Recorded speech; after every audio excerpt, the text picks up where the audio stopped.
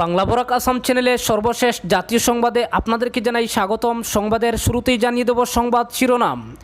ভারতে করোনা ভাইরাসে আক্রান্তের সংখ্যা বেড়ে হলো 2,98,445 জনে। সুস্থ হয়ে ঘরে ফিরলেন 1,47,184 জন এবং ইতিমধ্যে মৃত্যু হলো 8,508 জনের। অপরদিকে বিশ্বজুড়ে করোনা ভাইরাসে আক্রান্তের সংখ্যা বেড়ে হলো 76,17,004 জনে এবং ইতিমধ্যে বিশ্বজুড়ে মৃত্যু হয়েছে 4,24,239 জনের। অপরদিকে 3 মাস ধরে বেতন নেই, গণ ইস্তফার হুমকি চিকিৎসকদের। বিস্তারিত থাকবে প্রতিবেদনে। অপরদিকে লকডাউনে বেতন সমস্যায় কর্মীরা, বেসরকারি সংস্থাগুলির বিরুদ্ধে ব্যবস্থা নেবে না সুপ্রিম কোর্ট। অন্যদিকে দেশের শীর্ষ বিশ্ববিদ্যালয়ের তালিকায় জায়গা করে নিল জেএনইউ এবং জামিয়া মিলিয়া বিশ্ববিদ্যালয়। অপরদিকে কোকা-কোলা থামস আপ বন্ধ করতে চেয়ে মামলা, 5 লক্ষ টাকা জরিমানা করল সুপ্রিম কোর্ট। অন্যদিকে মোদি শাহ জুটি গণতন্ত্রকে হত্যা করছে রাজস্থানে। রাজ্যসভা ভোটের আগে ফ্রন্ট ফুটে আক্রমণ অশোক গেহলটের। অপরদিকে লাদাখে ফের যুদ্ধাবস্থা, চীনের ভারী অস্ত্রসহ 10,000 সেনা মোতায়েন। অপরদিকে বাংলাদেশে গত 24 ঘন্টায় সবচেয়ে বেশি মৃত্যু এবং আক্রান্ত শনাক্ত। বিস্তারিত থাকবে প্রতিবেদনে। অন্যদিকে লকডাউন বাড়ানো হবে না, জানালেন দিল্লির স্বাস্থ্যমন্ত্রী। এবং সর্বশেষ জানিয়ে দেব, নেপাল সীমান্তে চলছে গুলি, মৃত্যু এক ভারতীয়র, উত্তেজনা তুঙ্গে। তাহলে বন্ধুরা, বিস্তারিত খবরে যাওয়ার আগে আপনার কাছে করব ছোট্ট একটা রিকোয়েস্ট, ভিডিওটি দেখতে দেখতে অবশ্যই একটি লাইক করে দিবেন এবং আপনি যদি এই চ্যানেলে নতুন দর্শক হয়ে থাকেন তাহলে অবশ্যই চ্যানেলটি সাবস্ক্রাইব করে পাশের বেল আইকনটি বাজিয়ে দিন। তাহলে প্রতিদিনের গুরুত্বপূর্ণ খবরাখবর সবার আগে আপনি নোটিফিকেশনের মাধ্যমে পেয়ে যাবেন। ভারতে করোনা ভাইরাসে আক্রান্তের সংখ্যা বেড়ে হলো 2,98,445 জনে। সুস্থ হয়ে ঘরে ফিরলেন 1,47,184 জন এবং ইতিমধ্যে মৃত্যু হলো 8,508 জনের। সুতরাং এখনও 1,42,738 জনের শরীরে এই মারণ ভাইরাস সক্রিয় রয়েছে। অপরদিকে 3 মাস ধরে বেতন নেই, গণ ইস্তফার হুমকি চিকিৎসকদের। রাজধানীতে কোভিড সংকটের মধ্যেই গণহারে ইস্তফার হুমকি দিলেন কস্তুরবা হাসপাতালের আবাসিক চিকিৎসকেরা। হাসপাতালটি চালায় উত্তর দিল্লি মিউনিসিপ্যাল কর্পোরেশন। রেসিডেন্ট চিকিৎসকদের অভিযোগ, গত মার্চ থেকে তাদের বেতন বন্ধ। 3 মাসের বকেয়া বেতন হাতে না পেলে তারা একসঙ্গে ইস্তফা দেবেন। বুধবার ওই হাসপাতাল কর্তৃপক্ষের কাছে ডাক্তারদের তরফে একটি চিঠি পাঠানো হয়েছে। 16 জুন পর্যন্ত তারা কর্তৃপক্ষকে সময় বেঁধে দেন। তার মধ্যে দাবি পূরণ না হলে গণহারে ইস্তফা দেওয়ার হুঁশিয়ারি দেওয়া হয়েছে। সূত্রের খবর, কস্তুরবা হাসপাতালে প্রায় 100 রেসিডেন্ট ডাক্তার রয়েছেন। হাসপাতালের আবাসিক চিকিৎসক সংগঠনের মুখপাত্র ডক্টর অভিমান চৌহান বলেন, বেতন ছাড়া এখন বেঁচে থাকা আমাদের পক্ষে কঠিন হয়ে উঠছে। তার কথায় 3 মাস হলো মার্চ থেকে আমরা বেতন পাচ্ছি না। কর্তৃপক্ষকে আমরা বারবার বলেছি, কিন্তু সব প্রচেষ্টা বৃথা গেছে। হাসপাতাল কর্তৃপক্ষ বেতন না মেটালে 16 জুন আমরা ইস্তফা দেব। চৌহান একজন শিশু বিশেষজ্ঞ হিসাবে এই হাসপাতালে 5 বছর ধরে রয়েছেন। হাসপাতাল কর্তৃপক্ষের বিরুদ্ধে খুব উগ্রে তিনি বলেন, আমরা ফ্রন্টলাইন কর্মী হওয়া সত্ত্বেও এভাবে অবহেলিত হব। রেসিডেন্ট ডাক্তারদের অনেকেই ক্যাম্পাসের বাইরে থাকেন, সরকারি থাকার জায়গা তারা পাননি, তাদের বাড়ি ভাড়া রয়েছে, আসা যাওয়ার একটা খরচ রয়েছে, তাছাড়া সকলের পরিবার রয়েছে, পরিবারের প্রতি কর্তব্য রয়েছে, কিভাবে চালানো সম্ভব? কস্তুরবা হাসপাতালের মেডিকেল সুপার ডক্টর সঙ্গীতা নাঙ্গিয়ার বক্তব্য, কর্তৃপক্ষের হাতে টাকা নেই, যে কারণে চিকিৎসকদের বেতন বকেয়া পড়েছে। হাসপাতাল পরিচালনার দায়িত্বে থাকা উত্তর দিল্লি মিউনিসিপ্যাল কর্পোরেশনের কেউ এ বিষয়ে মুখ খুলেননি। শুধু রেসিডেন্ট ডাক্তার নন, স্থায়ী চিকিৎসকেরাও মার্চ থেকে বেতন পাচ্ছেন না। দিল্লির এই কস্তুরবা হাসপাতালে 70 জন স্থায়ী চিকিৎসক রয়েছেন।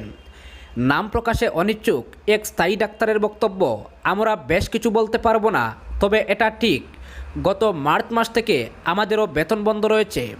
কর্তৃপক্ষের সঙ্গে কথা বলেছি, পর্যাপ্ত ফান্ড না থাকার কথা বলা হয়েছে। আশ্বস্ত করা হয়েছে হাতে টাকা এলেই সমস্ত বকেয়া বেতন মিটিয়ে দেওয়া হবে, তবে নির্দিষ্ট করে কোনো সময় বলা হয়নি। দিল্লির জামা মসজিদের কাছে 450 বেডের প্রসূতি এবং শিশু বিশেষজ্ঞ হাসপাতাল হিসেবে গড়ে উঠেছে কস্তুরবা। নাম প্রকাশে অনিচ্ছুক এক চিকিৎসক জানান, উপসর্গহীন রোগীর কাছ থেকে ইতিমধ্যে এখানকার 10 স্বাস্থ্যকর্মী করোনায় আক্রান্ত হয়েছেন। আক্রান্তদের মধ্যে ডাক্তার, পিজি পড়ুয়া, নার্স সকলেই আছেন। উত্তর এমসিডির হাসপাতালগুলিতে বেতন না পাওয়ার ঘটনা নতুন নয়।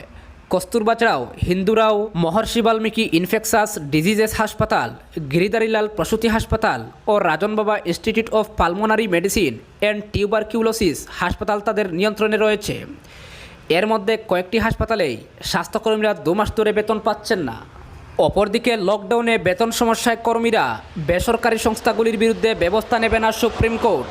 লকডাউনের জেরে অর্থনৈতিক মন্দায় ভুগছে দেশ, ফলে কূপ পড়েছে বেশিরভাগ বেসরকারি কর্মীদের বেতনে। তবে বেসরকারি সংস্থার কর্মীদের বেতন না দিলে সেই বিষয়ে সংস্থাগুলির বিরুদ্ধে কোনো শাস্তিমূলক পদক্ষেপ নিতে পারবে না সুপ্রিম কোর্ট। আজ শুক্রবার একথা সাফ জানিয়ে দেয় দেশের শীর্ষ আদালত। তাতেই স্বস্তির শ্বাস বেসরকারি সংস্থার নিয়োগকারীদের। লকডাউনের জেরে অনেক বেসরকারি সংস্থারই আয় কমেছে, ফলে কর্মীদের বেতন দিতে গিয়ে বাড়ার শূন্য হচ্ছে মালিক পক্ষের। তাই অনেক ক্ষেত্রেই কর্মীদের বেতন অর্ধেক হয়েছে। এই দুঃসময়ে যে বেসরকারি সংস্থাগুলো কর্মীদের বেতন না দেওয়ায় তাদের বিরুদ্ধে জুলাইয়ের শেষ পর্যন্ত কোনো শাস্তিমূলক ব্যবস্থা নেওয়া যাবে না। শুক্রবার শুনানি চলাকালীন সাফ জানায় সুপ্রিম কোর্ট। শীর্ষ আদালত বলছে যে প্রয়োজনে বেতন দেওয়ার বিষয়ে বিভিন্ন রাজ্যের কর্মচারী ও নিয়োগকারীদের মধ্যে আলোচনা চালানো যেতে পারে। তারপর সেই আলোচনার বিষয়ে লেবার কমিশনারদের কাছে একটি রিপোর্ট জমা দিতে হবে। গত 29শে মার্চ কেন্দ্রীয় সরকার একটি বিজ্ঞপ্তি দিয়ে জানায় যে লকডাউনের সময় কর্মচারীদের পুরো বেতন দেওয়া বাধ্যতামূলক। কেন্দ্রীয় স্বরাষ্ট্রমন্ত্রক ওই বিজ্ঞপ্তিতে সকল নিয়োগকারীকে জানায় যে লকডাউনের আবহেই সব বেসরকারি সংস্থাকে তার কর্মীদের কোনো কাটছাট করা ছাড়াই বেতন দিতে হবে। আজ ওই নির্দেশিকার বৈধতা নিয়েই প্রশ্ন তুলল আদালত। সুপ্রিম কোর্টের বিচারপতি অশোক ভূষণ, বিচারপতি সঞ্জয় কিষান এবং বিচারপতি MR শাহের ডিভিশন বেঞ্চ এই রায় দিতে গিয়ে শুক্রবার বলে শিল্পক্ষেত্র ও শ্রমিক এরা একে অপরের পরিপূরক। সেই বিষয়ে কোনো সন্দেহ নেই। এদের মধ্যে বেতন সংক্রান্ত যাবতীয় সমস্যা মেটানো প্রয়োজন। তবে কেন্দ্রের জারি করা নির্দেশিকার বৈধতা নিয়ে জবাব দিতে সরকারকে আরও 4 সপ্তাহ সময় দিল সুপ্রিম কোর্ট। এই মামলার পরবর্তী শুনানি হবে জুলাই মাসে। ততদিন অনিশ্চয়তার দোলাচলেই থাকবে বেসরকারি সংস্থার কর্মীদের ভাগ্য। অন্যদিকে দেশের শীর্ষ বিদ্যালয়ের তালিকায় জায়গা করে নিল JNU জামিয়া মিলিয়া ইসলামিয়া, যেটা ছিল CAA প্রতিবাদের অন্যতম পীঠস্থান, এবং জওহরলাল নেহরু ইউনিভার্সিটি অর্থাৎ JNU, যেখানে বারবার সরকার বিরোধী প্রতিবাদ আন্দোলন হতে দেখা যায়। সেই দুটি বিশ্ববিদ্যালয় দেশের শীর্ষে থাকা প্রথম 10টি বিশ্ববিদ্যালয়ের তালিকায় স্থান পেল। বৃহস্পতিবার কেন্দ্রীয় মানব সম্পদ মন্ত্রকের পক্ষ থেকে এই ন্যাশনাল ইনস্টিটিউশনাল র্যাঙ্কিং ফ্রেমওয়ার্কের তালিকা প্রকাশ করা হয়। এই তালিকা সাধারণত প্রকাশ করা হয় এপ্রিল মাসে, তবে করোনা অতি মহামারীর জন্য সেটা কিছুদিন পিছিয়ে যায়। দিল্লি বিশ্ববিদ্যালয় কিছুটা উন্নতি করে তালিকায় কয়েক ধাপ এগিয়ে এসেছে, তবে জামিয়া মিলিয়ার চেয়ে পিছনেই রয়েছে। দিল্লি বিশ্ববিদ্যালয়ের এবারের স্থান 11, যেখানে গত বছরে ছিল 13 নম্বর স্থানে। জামিয়া মিলিয়া ইসলামিয়া বিশ্ববিদ্যালয়ের চত্বর কয়েক মাস আগে হয়ে উঠেছিল সিটিজেনশিপ অ্যামেন্ডমেন্ট অ্যাক্ট বা CAA বিরোধী আন্দোলনের অন্যতম প্রধান কেন্দ্র। আর সেখানকার প্রতিবাদীদের নিয়ন্ত্রণ করতে পুলিশের ভূমিকা নিয়ে বিতর্ক দানা বাঁধে। পাশাপাশি আবার JNUতে সম্প্রতি ছাত্র আন্দোলন হতে দেখা যায় হোস্টেলের ফি বৃদ্ধি নিয়ে। সেখানেও অজ্ঞাত পরিচয় দুষ্কৃতী হামলা নিয়ে দেশজুড়ে কম আলোচনা হয়নি। এবারই প্রথম জামিয়া মিলিয়া তালিকার প্রথম 10টি বিশ্ববিদ্যালয়ের ভিতরে স্থান পেল। এবারে স্থান হয়েছে 10ম, যেখানে গত বছর ছিল দ্বাদশ। সামগ্রিকভাবে এই বিশ্ববিদ্যালয়ের স্থান 16 নম্বর স্থানে, যেটা গত বছর ছিল 19 নম্বর স্থানে। সামগ্রিকভাবে শিক্ষা প্রতিষ্ঠান হিসেবে যে তালিকাটি তৈরি হয় তাতে IIT, IIM এর মতো শীর্ষ টেকনিক্যাল ইনস্টিটিউশনগুলিও থাকে। তবে JNU সামান্য কিছুটা পিছিয়ে গেছে সামগ্রিকভাবে তালিকায়। এবার স্থান 8ম, যেখানে গত বছর ছিল 7ম স্থানে। বিশ্ববিদ্যালয় হিসাবে স্থান 2য় IISCর ঠিক পরে। কেন্দ্রীয় বিশ্ববিদ্যালয়গুলির মধ্যে এবারও JNU 1 নম্বরে। অপরদিকে মোদি শাহ জুটি গণতন্ত্রকে হত্যা করছে রাজস্থানে। রাজ্যসভা ভোটের আগে ফ্রন্ট ফুটে আক্রমণ অশোক গেহলটের। নিশ্চিত জয়ের আবহতেও রাজস্থানের চিন্তায় কংগ্রেস। কোটি কোটি টাকার বিনিময়ে রাজ্যের সরকার ফেলার চক্রান্ত চলছে বলে অভিযোগ কংগ্রেসের। অভিযোগের তীর বিজেপির দিকে। সে রাজ্যের মুখ্যমন্ত্রীর দাবি, মোদি অমিত শাহ জুটি মিলে গণতন্ত্রকে হত্যা করছে। তার আরও দাবি, শুধুমাত্র বিধায়ক কেনাবেচা করতেই 2 মাস পিছিয়ে দেওয়া হয় রাজ্যসভার নির্বাচন। মোদি শাহ জুটিকে আক্রমণ অশোক গেহলটের। এদিন এক অনুষ্ঠানে রাজস্থানের মুখ্যমন্ত্রী বলেন, প্রধানমন্ত্রী নরেন্দ্র মোদী ও স্বরাষ্ট্রমন্ত্রী অমিত শাহ প্রতিনিয়ত গণতান্ত্রিকভাবে নির্বাচিত সরকার ফেলার চেষ্টা চালিয়ে যাচ্ছে। এই রাজ্যসভার ভোটটা আরও 2 মাস আগেই অনুষ্ঠিত হতে পারত, তবে ততদিনে বিজেপির সব লেনদেন পূর্ণ হয়নি বলে তা পিছিয়ে দেওয়া হয়। একের পর এক রাজ্যে বিজেপির অপারেশন। প্রসঙ্গত, গত 1 বছরে কংগ্রেসকে কর্ণাটক ও মধ্যপ্রদেশের মতো 2টি বড় রাজ্য থেকে ক্ষমতাচ্যুত করেছে বিজেপি। 2 ক্ষেত্রেই বিধায়কদের কেনার অভিযোগ রয়েছে তাদের দিকে। এরই মধ্যে গুজরাটেও পরপর কংগ্রেস বিধায়কদের ইস্তফায় নাজেহাল হয়ে পড়েছে কংগ্রেস সরকার। এরই মধ্যে রাজস্থানে কংগ্রেসের টালমাটাল অবস্থা অপারেশন কমলের জেরে। এদিকে রাজস্থানের উপমুখ্যমন্ত্রী সচিন পাইলট বলেন, আমাদের কাছে পর্যাপ্ত সংখ্যা রয়েছে, আমরা খুব সহজেই রাজ্যসভার আসনগুলি জিতব। কোনো বিধায়কই আমাদের ছেড়ে যায়নি। বিজেপি মানুষকে বোকা বানাতে চাইছে। এসব জল্পনা তৈরি করে কোনো লাভ হবে না। নির্দল বিধায়করাও আমাদের সঙ্গে রয়েছে। রাজ্যসভা নির্বাচনের আগে গুজরাটে যখন দল গুছাতে ব্যস্ত কংগ্রেস, তখনই রাজস্থানে বিপাকে তাদের সরকার। কংগ্রেসের অভিযোগ, ভোটের আগে টাকার খেলায় সরকার ভাঙার চেষ্টা করা হচ্ছে। এই বিষয়ে তদন্তের দাবিও জানিয়েছে তারা। দুর্নীতির অভিযোগে এবং স্বচ্ছ ও নিরপেক্ষ তদন্তের দাবি জানিয়ে রাজ্যের দুর্নীতি দমন ব্যুরোর প্রধানকে চিঠি দিয়েছিলেন রাজস্থান বিধানসভায় কংগ্রেসের মুখ্য সচেতক মহেশ যোশী। রাজ্যসভা ভোটের আগে রাজস্থানে সরকার ফেলার চক্রান্ত শুরু হয়েছে বলে অভিযোগ তুলেছে কংগ্রেস। দলবদলের জন্য কংগ্রেস বিধায়কদের টাকা ও পদের টুপ দেওয়া হচ্ছে বলে দাবি করা হয়েছে, যদিও এই অভিযোগ অস্বীকার করেছে গেরুয়া শিবির। সূত্রের খবর, নিজেদের বিধায়কদের ইতিমধ্যেই দিল্লি নাগপুর হাইওয়ের কাছে শিববিলাস রিসোর্টে সরিয়ে এনেছে কংগ্রেস। 19 জুন রাজস্থানের রাজ্যসভা আসনগুলির 3টিতে ভোট হবে, যার মধ্যে বিধানসভায় আসন সংখ্যার নিরিখে 2টি আসনে কংগ্রেসের জয় নিশ্চিত। বর্তমানে রাজস্থানে 107 জন কংগ্রেস বিধায়ক রয়েছেন। এছাড়া 12 জন নির্দল বিধায়ক কংগ্রেস সরকারকে সমর্থন করছে। অন্যদিকে বিজেপির বিধায়ক সংখ্যা 72, সেই সঙ্গে সহযোগী ও নির্দল মিলিয়ে আরও 6 জন রয়েছে তাদের। অপরদিকে কোকা-কোলা থামস আপ বন্ধ করতে চেয়ে মামলা, 5 লক্ষ টাকা জরিমানা করল সুপ্রিম কোর্ট। জনপ্রিয় কোল্ড ড্রিঙ্ক ব্র্যান্ড কোকা-কোলা এবং থামস আপ নিষিদ্ধ ঘোষণা করতে চেয়ে সুপ্রিম কোর্টে মামলা করেন জনৈক ব্যক্তি। এই নিয়ে সুপ্রিম কোর্টে একটি জনস্বার্থ মামলা করেন। মূলত এই ঠান্ডা পানীয় শরীরে মারাত্মক ক্ষতি করে, এই অভিযোগ জানিয়েই তিনি মামলা করেছিলেন। কিন্তু নির্দিষ্টভাবে শারীরিক ক্ষতির কথা তুলে ধরতে না পারায় এবং এই 2টি ব্র্যান্ড বেছে নেওয়ার পিছনে যুক্তি দিতে না পারায় অভিযোগকারীকে 5 লক্ষ টাকা জরিমানা করল শীর্ষ আদালত। জরিমানা ঘোষণা করার সময় দেশের শীর্ষ আদালত জানায় যে আইনের অপব্যবহার হয়েছে। কী কারণে এবং কিভাবে কোকা-কোলা থামস আপ মানুষের শরীরের ক্ষতি করছে তা সঠিক যুক্তি দিয়ে জানাতে ব্যর্থ হয়েছেন উমেদ সিং পি চাওড়া, যে কারণে তার করা অভিযোগ বাতিল করে জরিমানার সিদ্ধান্ত নিয়েছে সুপ্রিম কোর্ট। সুপ্রিম কোর্টের 3 সদস্যের বেঞ্চে ছিলেন জাস্টিস DY চন্দ্রচূড়, হেমন্ত গুপ্তা এবং অজয় রাস্তগি। তারা জানান যে মামলাকারী নিজেকে সমাজকর্মী হিসেবে উল্লেখ করেছেন, অথচ যেই বিষয়ে তিনি মামলা করেছেন তা নিয়ে বিন্দুমাত্র জ্ঞান নেই তার। ফলে মামলাও ঠিকভাবে সাজানো হয়নি এবং যুক্তিগুলিও স্পষ্ট নয়। এই কারণে মামলা বাতিল ও জরিমানা করা হয়েছে। 1 মাসের মধ্যে শীর্ষ আদালতের রেজিস্ট্রিতে 5 লক্ষ টাকা জমা করতে নির্দেশ দেওয়া হয়েছে মামলাকারীকে। অপরদিকে লাদাখে ফের যুদ্ধাবস্থা, চীনের ভারী অস্ত্রসহ 10,000 সেনা মোতায়েন। ভারত চীন সীমান্তবর্তী লাদাখের উভয় দেশের সেনারা পিছু হটছে বলে খবর রটলেও বাস্তবে ফের সেই এলাকায় যেন যুদ্ধের দামামা বাজছে। সর্বশেষ লাদাখ থেকে অরুণাচল প্রদেশ পর্যন্ত গোটা নিয়ন্ত্রণ রেখায় বাড়তি সেনা মোতায়েন করছে চীন। এতে উত্তেজনা আরও বেড়ে গেছে ওই সীমান্তে। চীনারা লাদাখ সীমান্তে দূরপাল্লার কামান ও ট্যাঙ্ক মোতায়েন করেছে। এসব ভারী অস্ত্রশস্ত্র সরানোর দাবি করেছে ভারত, তবে চীন তা না সরিয়ে আরও বাড়াচ্ছে। কেবল লাদাখেই 10,000 সেনা মোতায়েন করেছে চীন।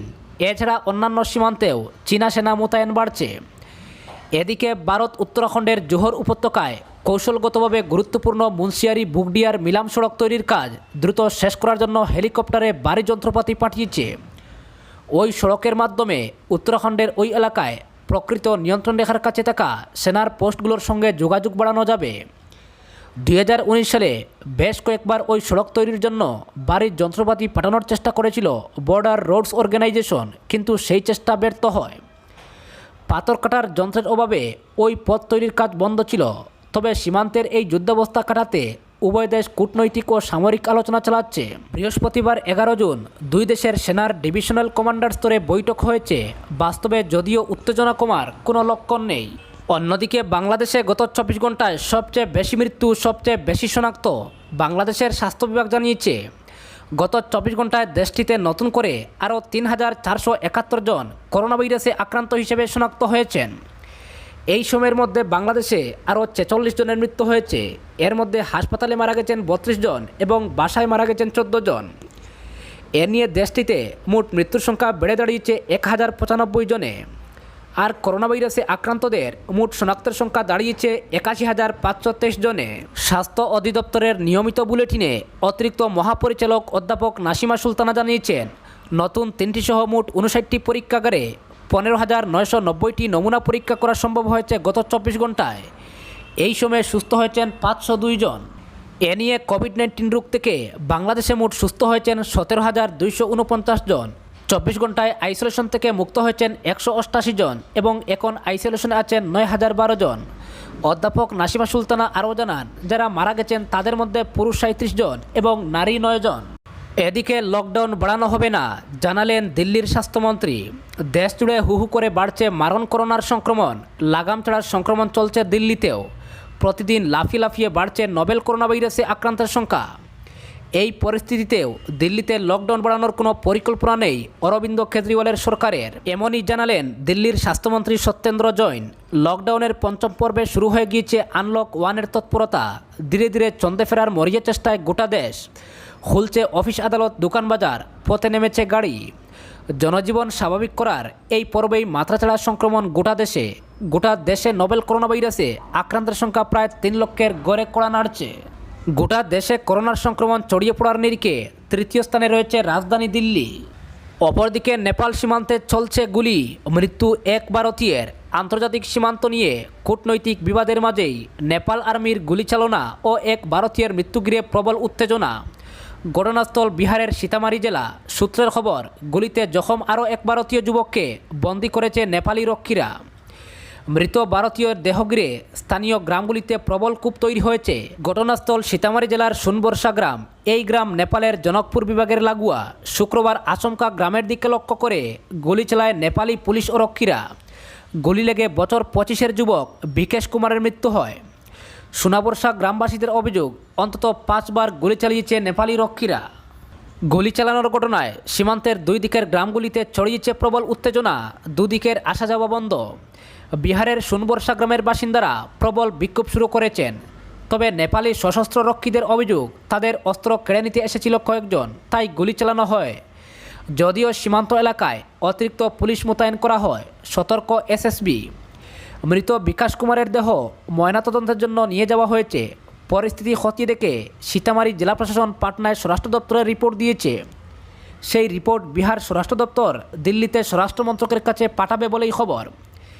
এর আগে 2017 সালে ভারতীয় রক্ষীদের গুলিতে মৃত্যু হয় এক নেপালি নাগরিকের। সেই ঘটনার পর ভারত নেপাল সীমান্তের কিছু এলাকা উত্তপ্ত ছিল। সেই ঘটনারই যেন 3 বছরের মাথায় পুনরাবৃত্তি হলো শুক্রবার। এবার অভিযুক্ত নেপালি সীমান্তরক্ষীরা। সম্প্রতি উত্তরাখণ্ডের লাগোয়া ভারত নেপাল সীমান্তের কিছু এলাকা নিয়ে নয়াদিল্লি ও কাঠমান্ডুর মধ্যে বিবাদ চলছে। এর মাঝে নেপালের আইনসভায় ওই এলাকাগুলি নিজেদের বলে চিহ্নিত করে নতুন মানচিত্র প্রকাশ করে।